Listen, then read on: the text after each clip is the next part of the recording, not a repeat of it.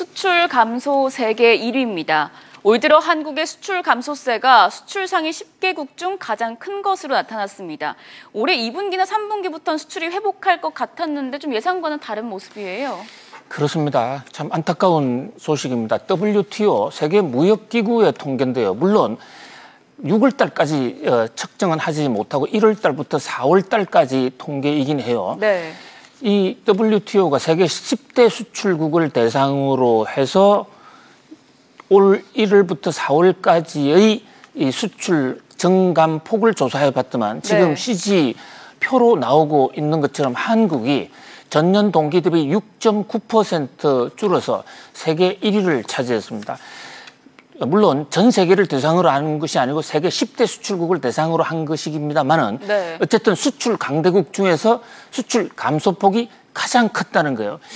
흥미로운 것은 저 CG의 아랫부분에 나오는 중국과 미국의 통계입니다. 네. 중국과 미국은 미중 무역 전쟁으로 인해서 미국 전쟁을 야기해서 세계의 수출을 감소시키는데 1등 공신 역할을 했는데 네. 정작 중국과 미국은 오히려 수출이 늘어났어요.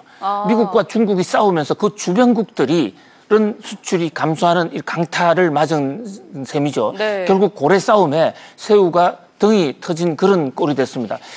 자, 미중 무역 전쟁으로 인해서 세계 경제가 어렵다라는 것이 저 통계로 다시 한번 입증이 됐다고는 볼 수 있는데요. 네. 그렇다면 왜 이 전 세계 중에서도 하필이면 우리나라 수출이 제일 많이 떨어진 것이냐. 네. 여기에는 혹시 우리나라에 어떤 문제가 있는 것은 아닌가라는 어떤 의혹을 가지지 않을 수가 없어요.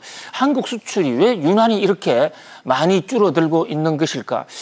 첫 번째 요인으로는 우리나라의 그동안의 이 경제 구조가 대외 무역 의존도가 너무 높았기 때문에 네. 그렇기 때문에 수출 감소, 무역 전쟁 하에서 우리나라의 타격이 제일 클 수밖에 없었지 않았냐는 그런 지적을 하는 이 전문가들도 있습니다.